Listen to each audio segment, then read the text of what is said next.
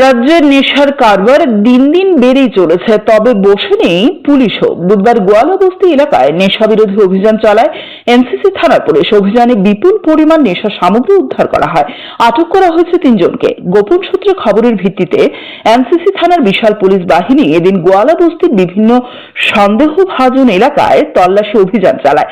দীর্ঘ সময় ধরে চলে এই অভিযান। তল্লাশির সময় বেশ কিছু নেশাজাতীয় ট্যাবলেট, গাঁজা এবং অন্যান্য সন্দেহজনক সামগ্রী উদ্ধার করে পুলিশ। অভিযান চলাকালীন নেশা কারবারের সঙ্গে যুক্ত থাকার অভিযোগে 3 যুবককে আটক করা হয়।